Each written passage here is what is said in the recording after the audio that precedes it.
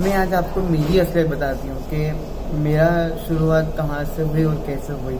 मैं एक सबसे ज़्यादा मैं बड़ौदा शहर से हूँ एंड मुस्लिम हूँ, तो यहाँ तक का सफ़र तो बहुत डिफ़िकल्टी हुआ होगा, आप समझ सकते हो। जब मैं 5th ईयर में थी तब मुझे मालूम पड़ा कि मेरी इतना तो मालूम नहीं था, बट मालूम पड़ा था क्योंकि मेरा रियल नाम शेरा था।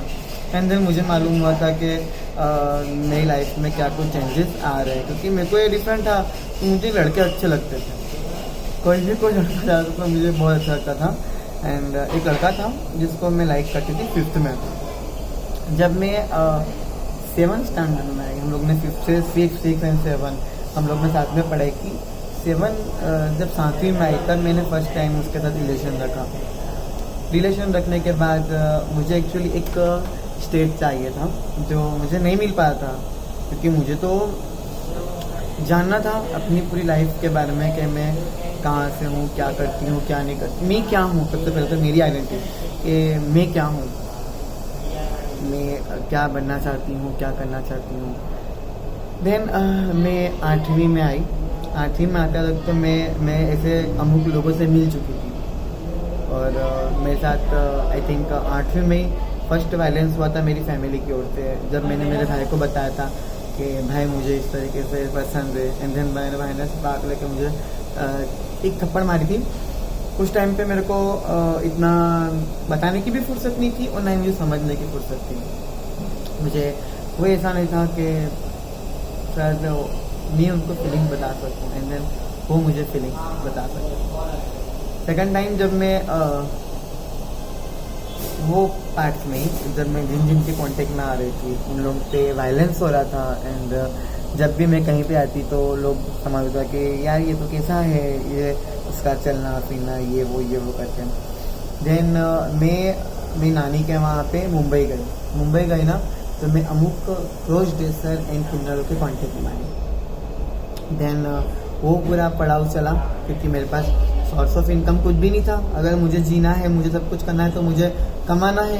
अगर लड़की बनने की ख्वाहिश रखती हूँ तो फिर मुझे कमाना भी पड़ेगा और पैसे भी इकट्ठा करने पड़ेंगे। लेकिन मैं मेरे जो मुद्दा था लड़की बनने का उससे भटक रही थी कहीं ना कहीं, क्योंकि मेरे पास पैसों का इनकम सोर्स कुछ भी नहीं था कि मैं ये करूँ वो करूँ। देन कोई स्कोप ही नहीं था मेरे पास कि मैं कोई चीज़ कर सकती हूँ। देन डिसाइड किया कि मैं क्रॉस ड्रेस करूँ और किन्नरों में नाचने गाने के लिए जाऊँ। मैंने नाचना गाना स्टार्ट किया। अभी मैंने 6-7 महीने अच्छे खासे मैंने काढ़े मुंबई में। बट एक टाइम ऐसा आया ना कि मैंने सोचा कि अगर ये काम मैं मुंबई में ही कर रही हूँ और मेरी फैमिली को मैं कैसे बताऊँ, मैं मेरी फैमिली को बना रही हूँ ये बातों को लेके, क्योंकि मेरी फैमिली को तो मालूम ही था। मेरी फैमिली को ऐसा था कि मैं मेरी नानी के वहाँ पे हूँ।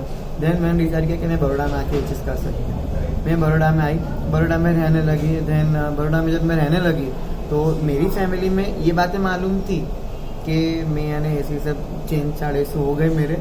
देन जब मैं बड़ौदा में आई तो बड़ौदा में उत्तरायण का मेला लगता है, जिसमें मेरे को याद है उत्तरायण का मेला जिसमें मेरे दीदी जीजू एंड उसकी पूरी फैमिली वहाँ पे थी। देन मैं किन्नरों के साथ मांगने के लिए निकली, जो भीख मांगते हैं, ताली बजाते हैं, ये सब कुछ नाच गाना करते हैं। तो उत्तरायण का मेला मांगने के लिए बड़ौदा के बाजार में निकली। एंड देन मांगते मांगते सामने दीदी और जीजू, ओ माय गॉड, आमने सामने। दीदी शॉक, जीजू शॉक। डायरेक्टली पापा को फ़ोन किया उन लोगों ने कि पापा तुमको कुछ मालूम पड़ा, ये है वो है, इस तरीके से उन्होंने पापा को सब कुछ बातें बताई। एंड देन पापा ने सर्च किया, मेरा फेसबुक अकाउंट है, व्हाट्सएप अकाउंट है, मेरे बारे में जानने की कोशिश करी पापा ने कि मैं क्या हूँ, कि ये सब कुछ बातें खबर पड़ रही है। देन अमुक जगह पे सोसाइटी में भी बातें छुपती नहीं है, क्योंकि मैं वडोदरा गुजरात से हूँ, तो वडोदरा में इतने सारे लोग हैं जो मेरे फैमिलियर छाए हुए हैं। देन वहाँ से ही पापा को अमुक बातें मालूम पड़ती थी। मैं घर गई तो मेरी पूरी फैमिली जमा थी। एंड देन पापा ने मेरे को बहुत मारा, बहुत, यानी इतना मेरे पे वायलेंस किया जिसकी कोई हद नहीं है। मेरा सेकंड के थर्ड वायलेंस कुछ था ये वाला कि जब मेरे ऊपर वायलेंस हो, ये अगर वायलेंस में मेरी फैमिली मेरा काउंसलिंग करती या मेरे को समझा लेती ना, तो आज मैं as a Zoya Khan trans female porn star कभी नहीं होती। मैं एक एक वो ज़िंदगी जी रही होती कि जो मुझे जीनी चाहिए।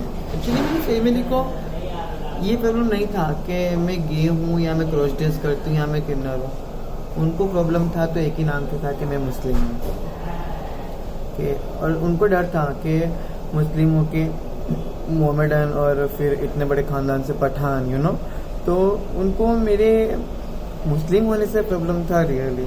देन मेरी मम्मा जिसने मुझे जन्म दिया वो खुद मुझे समझ नहीं पा रही थी।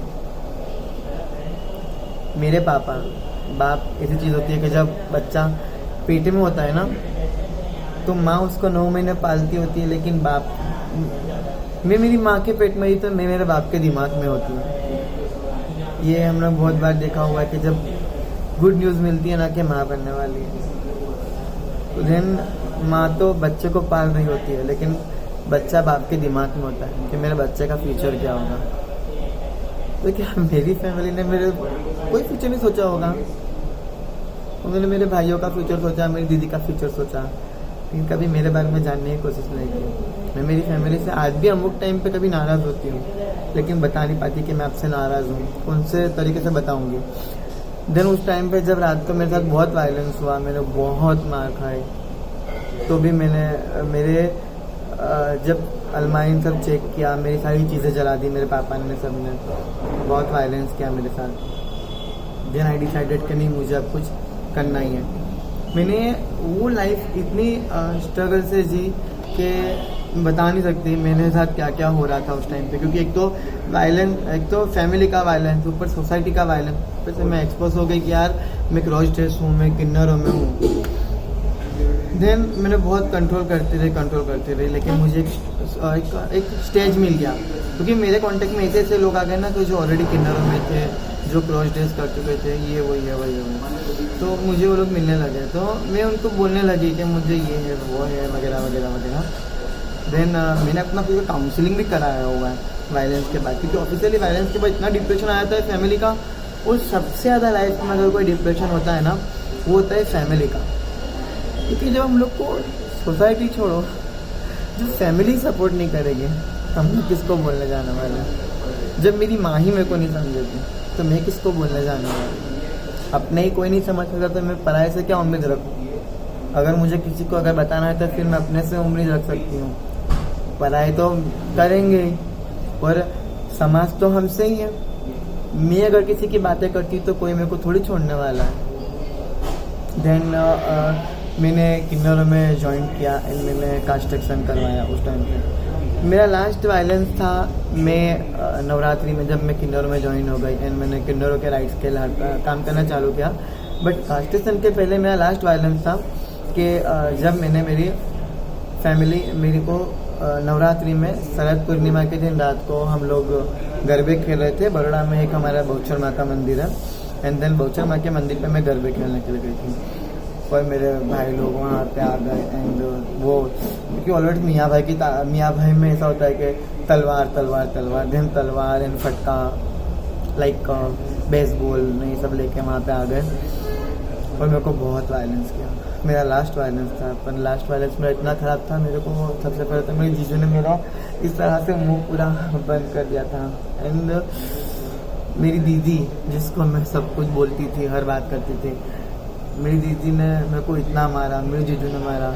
मेरी मम्मा जिसने मुझे पैदा किया, जिसने मुझे ज़िंदगी दी, उन्होंने मुझे इतना मारा। मेरे पापा ने मेरे को इतना मारा, मैं बहुत टूट चुकी थी उस टाइम पर। एंड देन कुछ मालूम नहीं पड़ा था उस टाइम पे कि मैं क्या करूं। उस दिन रात को मेरे को मारते मारते वो लोग मेरे घर से थोड़ी दूर ले आए और मेरे को रोड पे लाके मारा। पब्लिक तो इस तरीके से, क्योंकि ऑलमोस्ट ऐसे टाइम पे पब्लिक अक्सर देखने के लिए आती है। रात का 12:30 का सुमार मैं इतनी दूर, मेरे ऊपर केरोसिन ऐसे करके डाल रहे थे, सिलगा दे रहे थे कि नहीं तू मरी जा, तू खलास हो जा। तो मुझे क्या हो रहा है मेरे साथ, कुछ मालूम नहीं था मेरे को उस टाइम पे। देन मैंने डिसाइड किया कि उस दिन रात को अगर और रियली अगर उस टाइम पे जो मेरे साथ लास्ट वायलेंस हुआ 4 मरतबा, अगर वो वायलेंस अगर नहीं हुआ होता ना तो मैं ये चीज़ नहीं हो पाती। अगर वो वायलेंस नहीं हुआ होता तो वो वायलेंस हुआ मेरे साथ, मैंने सहन किया, और वो वायलेंस शायद नहीं होना चाहिए था। उस दिन रात को मैंने अपने फ्रेंड से हेल्प ली एंड देन मैं मॉर्निंग में पूरी रात में एक तो डिप्रेशन में चली गई थी, क्योंकि इतना सारा वायलेंस, यहाँ खून ये सब कुछ, मैं खून खुद खर्चा कर दिया था, कैसे बताऊँ मैं। देन मॉर्निंग में मैंने क्या अगर जोया तेरे को जीना तो प्रूव कर दे और लड़, तेरे को लड़त ये लड़नी पड़ेगी। सिर्फ एक जोया के लिए नहीं ली, वो बहुत सारी जोया के लिए कि जो लोग अक्सर ओपन होते हैं और फिर मर जाते हैं, जिनको जीने के लिए कोई स्कोप नहीं मिलता। देन मैंने मॉर्निंग में उठते सबसे पहले पुलिस स्टेशन गए हमारे नज़दीकी इलाके के, और वहाँ पे जाके मैंने केस दर्ज किया। कोर्ट की हेल्प से मैंने मेरी पूरी फैमिली को इंक्लूडिंग किया एंड देन लिखा लिया कि आइंदा अगर मेरे को नक में भी कोई कुछ चोट आए ना तो वो आप लोगों का नाम होगा।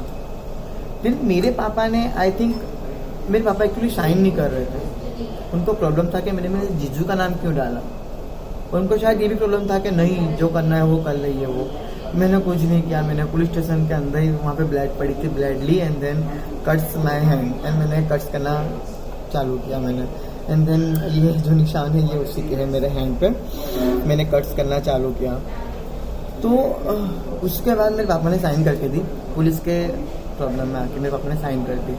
साइन करने के बाद मैंने शुरुआत की जोया खान की, मैंने बहुत फाइट की। सबसे पहली मेरी फाइट की वो एजुकेशन पे थी, मैंने क्रॉस ड्रेस करके एजुकेशन किया। जब मैं MS यूनिवर्सिटी के अंदर जाती थी तो वहाँ पे ऑब्जेक्शन उठा कि आप क्रॉस करके नहीं आ सकते हो। मैंने बोला क्यों क्रॉस नहीं कर सकते, अगर कोई ड्रामा करते हैं उसमें अगर कोई लड़की लड़का बनती है, लड़का लड़की बनता है, तो फिर मैं क्रॉस ड्रेस क्यों नहीं कर सकती। ये मेरी सेक्सुअलिटी है और मेरी सेक्सुअलिटी ही मेरा राइट्स है, क्योंकि वो मेरा ह्यूमन राइट्स है। मैंने सच बताऊँ ना तो किन्नरों में रह के और कास्टेशन के बाद मैंने जो लिंग परिवर्तन होता है, वो लिंग परिवर्तन के बाद मैंने बहुत सारे क्लास लिए, बहुत सारी ट्रेनिंग ली ह्यूमन राइट्स की। बेसिकली क्या था कि ना मुझे मेल का राइट्स चाहिए था, ना फीमेल का राइट्स चाहिए था, ना मुझे LGBT राइट्स चाहिए था। मुझे चाहिए था वो मेरा ह्यूमन राइट्स चाहिए था। सबसे पहले तो मैं इंसान हूँ, बाकी तो मेरी सेक्सुअलिटी या तो फिर मेरा जेंडर वो सब बाद में आया, पहले मैं इंसान हूँ और मेरे को मेरा ह्यूमन राइट्स चाहिए था। मैंने मेरा ह्यूमन राइट्स के लिए ही पूरी ट्रेनिंग ली कम्प्लीटली कि मेरा ह्यूमन राइट्स क्या है, ताकि मुझे मेरा ही राइट्स मालूम चले तो मैं किसी को क्या राइट्स बोलने वाली हूँ। तो दिल्ली में एक क्रिया फाउंडेशन है, अहमदाबाद में सफ़र नाम की संस्था है सोफिया खान की। देन मैंने ज्वाइन किया और मैं ऐसे लोगों से मिली कि जो लोग रियली राइट्स पे काम करते। देन वो जो एक सफ़र था किन्नर का सफ़र, क्योंकि ये लाइफ तो मेरी ख़त्म हो गई थी उसी टाइम पे जब मेरा वायलेंस हुआ, तब चालू था किन्नर का सफ़र। किन्नर के सफ़र में मैंने बहुत कुछ देखा, लोगों का अच्छा व्यवहार भी देखा, लोगों का ख़राब व्यवहार भी देखा। लोगों की जो मेंटालिटी थी मेरे को देख के वो क्या थी, अगर चलती थी साड़ी पहन के, क्योंकि नॉर्मली किन्नरों में साड़ी पहननी होती है क्योंकि गुजरात का कल्चर है। तो मैं जब साड़ी पहन कर चलती थी तो लोगों का देखने का हाव भाव क्या था, लोगों का देखने का नज़रिया क्या था। मैंने तो भी अपने आप को तय कर लिया था कि अगर जोया तेरे को अगर मिसाल बनना है लोगों के लिए और अपने आप को प्रूव करना है कि नहीं मैं ये हूँ, तो तेरे को इसी तरीके से काम करना होगा। देन मैंने डिसाइड किया कि नहीं, सबसे पहले तो मुझे किन्नरों में रह के अपने आप को प्रूव करना होगा, क्योंकि मेरे पास इतना पैसा इकट्ठा नहीं हुआ था कि मैं ऑपरेशन करवा के लड़की बन सकूँ। देन मैंने डिसाइड किया कि मुझे ये चीज़ करनी है और मैंने किन्नरों में रह के अपने ह्यूमन राइट्स करना चालू किया। एंड जो किन्नर का जो एक किन्नरों की एक प्रथा होती है और किन्नरों का एक जो दयार में रूल्स एंड रेगुलेशन होते हैं, मैंने उसके ऊपर भी जो किन्नर के अधिकार उनको नहीं मिल रहे थे ना, मैंने भी वो दिलाने की पूरी कोशिश करी किन्नरों में रह के। देन ये सब बातों को भी लेके मैं मेरी फैमिली की भी जिम्मेदारी पूरी करती थी। मैंने कभी अपनी फैमिली को ये बिलीव नहीं होने दिया कि हमारी औरत हमारे लिए कुछ नहीं करती। आज भी वो लोग मुझे अमुक टाइम पे एक्सेप्ट नहीं करते और वो लोग नहीं करेंगे, क्योंकि उनकी मेंटालिटी में खासकर मेरे पापा भले मेरे सामने नहीं बोलते कि तू मेरी बेटी है, बट मेरे पापा पीछे बहुत प्राउड फील करते कि हाँ मैं उनकी बेटी हूँ। देन जब किन्नरों में थी तो उन लोग को बहुत शर्म आती थी कि हमारा बेटा बोलूँगी, हमारा बेटा किन्नरों में है। उन लोग को बहुत शर्म आई थी ये वर्ड्स बोलने के लिए, क्योंकि आखिर तो वो मुस्लिम एंड मुस्लिम ही पठान, क्योंकि उन लोग को भी पठान एंड मुस्लिम कम्युनिटी में रहते हैं तो उन लोग को भी माइंड ऐसा हो गया था। देन मेरे जीजू एंड मेरी फैमिली ने तो मेरा रिलेशन कभी कट कर दिया था कि जब उन लोगों ने मेरे को समझा ही नहीं था। हाँ, मेरे भाइयों से मैंने रिलेशन रखा था, मेरा भाई एक इमरान खान एंड JB खान, उन लोग से मैं रिलेशन रखा था क्योंकि वो लोग मुझे सपोर्ट कर रहे थे। इसीलिए तब से आई थिंक 2010 से लेके के आज तक 18 तक मैंने मेरे जीजू से अभी तक बात नहीं किया। एंड ना हम लोगों ने आमने सामने क्यों करूँ मैं बात। मेरी फैमिली यानी मेरे बड़े पापा, मेरे मामा लोग, मेरी फूफी, मेरी मासी, उन लोग से मैं आज तक नहीं मिले जब मुझे ज़रूरत थी। कब आप लोग कहाँ गए थे? आज जब आप लोगों को ज़रूरत है तो मैं सपोर्ट नहीं करूँगी। ये बात मैं बहुत क्लियर हूँ कि जब मुझे ज़रूरत थी तब आप लोग नहीं थे। हाँ, मैं सपोर्ट करती हूँ मेरी फैमिली को, मैं उन लोग को पेमेंट भी देती हूँ, एक पैकेज देती हूँ मेरी फैमिली को, दर महीने पर मंथ में उनको देती हूँ क्योंकि वो मेरी जिम्मेदारी है, क्योंकि मेरा बोन एक लड़के से हुआ था। देन वो किन्नर में रह के मैंने बहुत सारे ह्यूमन राइट्स की ट्रेनिंग ली और ह्यूमन राइट्स पे काम किया, सर्च किया, सबको मैंने अपना अपना हक दिलाया। मैं एक लेवल तक पहुंच गई कि हाँ, लोग अब मेरे को जानने लगे थे कि जोया नाम की एक है, ह्यूमन राइट्स पे काम करती है, उससे मिलो। अगर लोगों को अब अपनी आइडेंटिटी लेके एक टेंशन होता था कि हमारी आइडेंटिटी क्या होगी, हम लोग ये है तो हम लोग ये नहीं कर सकते, वो नहीं कर सकते, क्योंकि एक्चुअली क्या होता है ना कि हर इंसान जोया खान नहीं होता। एंड शायद सबका नसीब जोया खान के जैसा नहीं होता।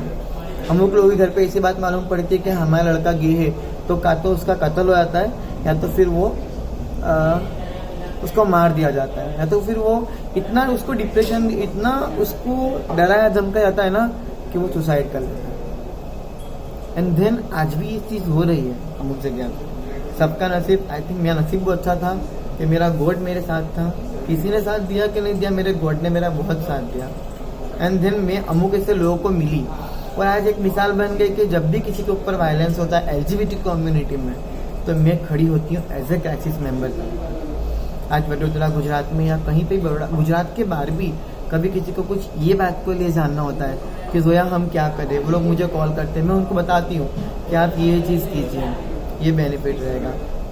देन एक मुकाम आ गया कि अब मुझे लड़की बनना था, मनी इकट्ठा हो गई थी। देन मैंने ऑपरेशन करवाया अपना, मैं लड़की बनी। मैं क्योंकि जब किन्नर में थी तभी कास्ट्रेक्शन करा था मैंने, हॉर्मोन्स के ट्रीटमेंट और काउंसलिंग वगैरह सब कुछ चालू कर दिया था, क्योंकि काउंसलिंग बहुत महत्व रखता है। मुझे पूरी लाइफ लड़की बनने के बाद मैं कुछ नहीं कर सकती। लड़की बनने के बाद जब मैं परफेक्टली एक लड़की बन जाऊंगी तो मेरी ज़िंदगी क्या होगी वो बताने के लिए या तो फिर वो जानने के लिए मुझे अपना काउंसलिंग करना बहुत ज़रूरी था। मैं मेंटली प्रिपेयर हूँ कि नहीं हूँ। मुझे बहुत अच्छा काउंसलिंग मिला मेंटल हॉस्पिटल से।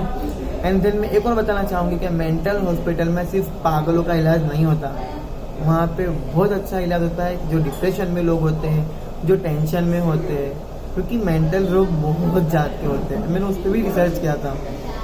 तो बताना चाहूँगी कि अगर आप कोई टेंशन में भी हो तो यू आर नॉट पागल, यू आर नॉट मैड, आप जा सकते हो। शायद आप डिप्रेशन में हो तो तुम पागल नहीं हो, तुम जाके अपना काउंसलिंग अच्छी तरीके से करवा सकते हो।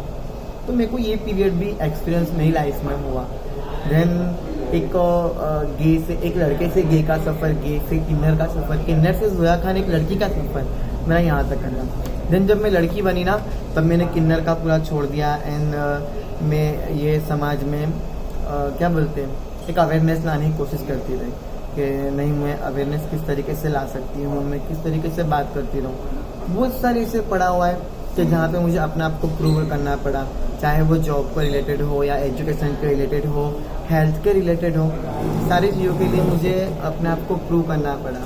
देन मेरा एक डिसाइड था कि हाँ, मुझे अब मॉडल बनना है एंड एक्ट्रेस बनना है, एक ऐसी एक्ट्रेस के जिसका नाम पूरे इंडिया में एक ही हो। देन अगर मैं एक्ट्रेस बनती या मॉडल बनती तो मेरा नाम शायद नहीं होता, क्योंकि बहुत सारे ऐसे फीमेल बन के लोग काम करते हैं, मॉडलिंग करते हैं, ये वगैरह वगैरह वगैरह।